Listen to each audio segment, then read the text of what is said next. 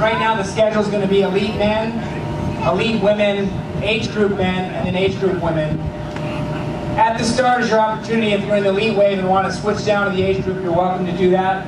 The difference between elite and age group is this wave here qualifies to be in the elite level competitions at any international event representing Team USA.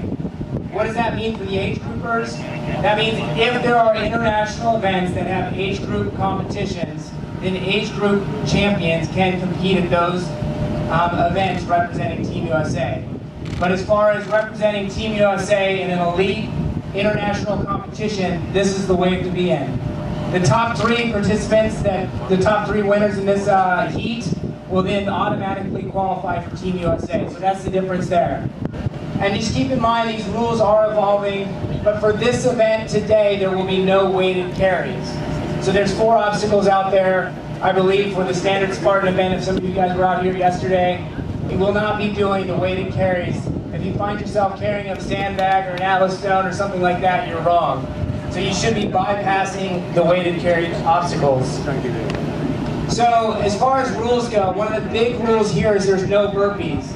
The reason why we're not doing burpees is it's too hard to judge, and we need to make sure who crosses the finish line first is the actual winner. So what we've done here is we've got penalty loops, and those are running loops. Our intent here, just to kind of manage expectations, is that it's mandatory obstacle completion. You guys are elite level competitors, or so you say you are because you signed up, so you should be completing all of these obstacles. You need to give an honest attempt at every single obstacle. So if you come up to an obstacle and see that, hey, the run loop is, I'm a pretty good runner and I'm just going to bypass this because I'm going to save time, you're going to be disqualified. And that'll be at our discretion. If you come to an obstacle and you do fail it and it's impossible for you to get through it, so it's the twister or something like that, and your grip strength is gone, you need to give an honest attempt. When you fail that obstacle, then you will then do the running loop. And the purpose of that is, your penalty is your time on that obstacle plus approximately 20 seconds or so of what it would have taken an elite level competitor to complete that obstacle had they not failed. You're going to come up to an obstacle, you're going to give it an honest attempt. If you come up there and just touch the obstacle and jump down thinking you're going to do the penalty loop, you're going to be disqualified. Plain and simple. You come up to an obstacle like the rings, you're trying to get across it, you get all the way to the last one and your hands slip off. Your penalty is the time that you were on that obstacle. Now you're going to also do a running loop, about 20 seconds. So that's what we're doing in lieu of burpees. No burpees. Lastly, and this is a league competition, they do it at the international level, if you fail 3 obstacles, you are disqualified from the event. Everyone should have 3 of the blue wristbands on your person. If you fail an obstacle, the judges there should be asking you for that wristband. You will know you fail an obstacle. We're also leaving that in some of that at your discretion to make sure you're not cheating here. But we will have videographers at each obstacle. So before you run a penalty loop, you need to take off one of those wristbands and give it to the judge or throw it on the ground next to the judge. If you cross the finish line without 3 wristbands, you're also disqualified. The intent there being, it's an obstacle course race, and it's the USA Obstacle Course Racing Championships, and if you can't do all the obstacles or you fail 3, then you can't be the national champion. It makes sense, right? A lot of you haven't had a chance to practice this. So, we have laser pistol shooting. There's no kick, there's no recoil. There's a cock mechanism on the left-hand side. After every shoot, you just pull it up, push it down. So if you pull the trigger, it won't go again until you pull it up and push it down. Now this is something that's standard in USA Pentathlon, and it's quite honestly, it's a great obstacle. You guys are really going to like it. What's going to happen is we move the targets a little closer, understanding you guys haven't had time to train. You have to hit the target 3 times. If you can't do that within 50 seconds, the penalty is the 50 seconds you're standing there trying to hit it. There's no penalty loop and there's no DQ. It's just the time that you're there. Now for those of you who have never shot a weapon before, I'm just going to give you a quick Q&A on how to do this. USA Pentathlon is a one-handed shoot. For you guys, you're going to want to do a two-handed shoot because it's going to be a more stable shooting position. You're going to bring the weapon up at this, and you're going to balance it with your non-dominant hand. And it's going to give you a steady hand here. It should already be cocked. The most important thing here is you can fire this thing, and you'll see the red dot hit the target every time you do it to see where you're at. But that's not going to be that accurate. What you're going to want to do is there's two sights. There's a back sight and a front sight. The back sight has a little square and a little hole. It's like lining up a popsicle stick here. All you want to be able to see is the back sight with a square from the front sight inside of that. So many people are going to aim high because they're going to be looking over the gun at the target. You're going to do best if you don't look at the target, you point the weapon at the target, line up the back sight and the front sight, and fire the weapon. And it should look something like this, where you're closing one eye and all you're focused on is trying to get the front sight in the little square on the back sight. Okay? Now those targets have 5 green dots. You just have to make 3 of them green. As soon as you get 3, you can put the gun on the table and run. Okay? They will blink when it times out. If it blinks, the judge will say, okay, you're done, run on. To give you any idea, the really fast guys can do this in under 10 seconds. This is not in place of a spear throw, and you do lose a wristband if you fail the spear throw. As competitors trying to be on Team USA, you will be subject or can be subjected to U.S. anti-doping and wanted drug testing policies. So I just have to make that announcement so you guys are clear. This is a first step in becoming a nationally recognized sport and bigger and better things. So thank you guys all for your support and coming out today.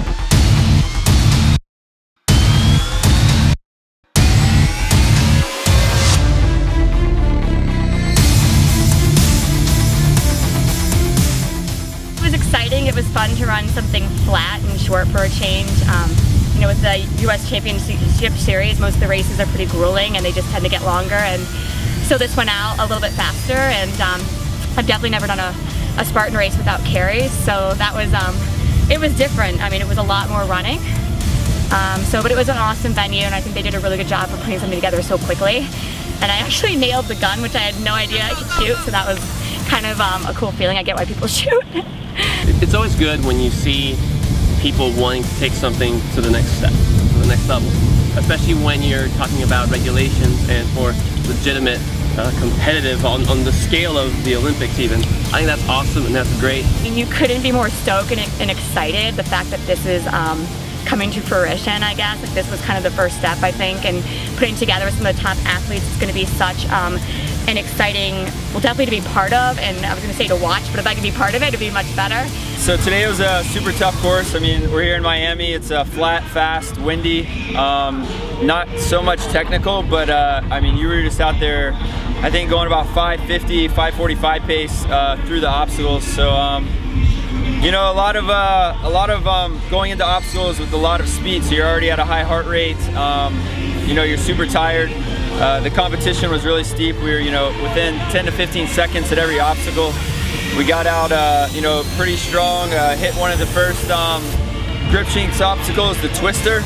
So I got to the very end section, slipped off, had to do the penalty loop. That dropped me back with Mike for third. So we were battling. I think Ryan was right there at like fourth. I think he dropped off too. And yeah, we just kept pushing. It was kind of good to have Mike right behind me, so I had that, you know, just extra boost to kind of help me maintain second place. It was very flat and very fast. Very, very fast. I looked down at my watch on the first mile and was like, what are you doing? You don't run this fast. So I just tried to keep up with the top 4 and tried to hang on as long as I could. It's absolutely amazing. I think this sport is all around. You have to be good at almost everything. It's not just runners. You normally have heavy carries, so that was kind of where I feel like I fell back a little bit. I like to carry everything. But besides that, I think it's monumental that we're taking it to the next level. So the way the sport world works, the amateur level and the Olympic movement, you know, you have the International Federation, and then you have a national federation known as a national governing body.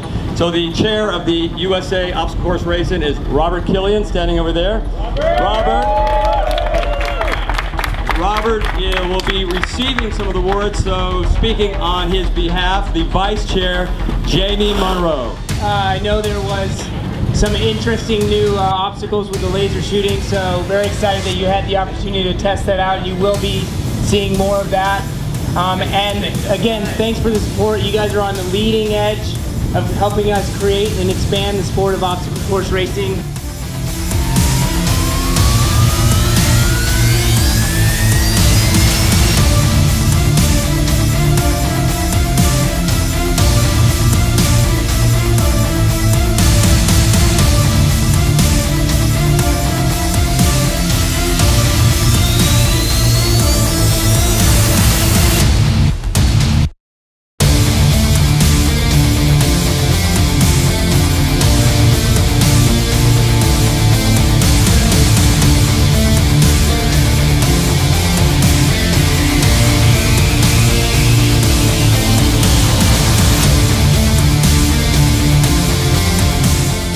Great support on the course. The officials are doing the right thing. I only got 2 bans because I started with 3, failed an obstacle.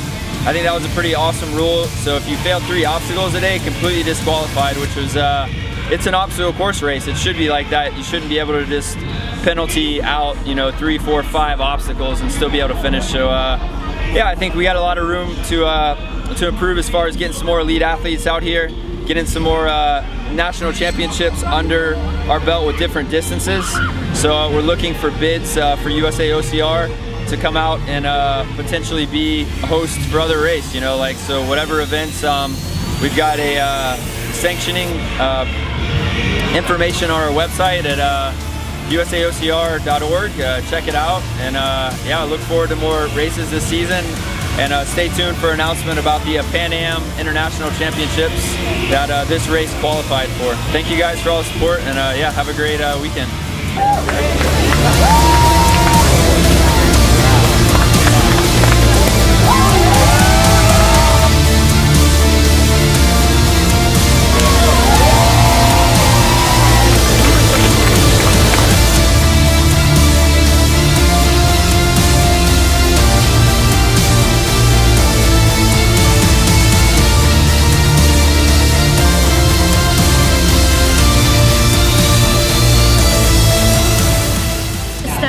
Don't give up.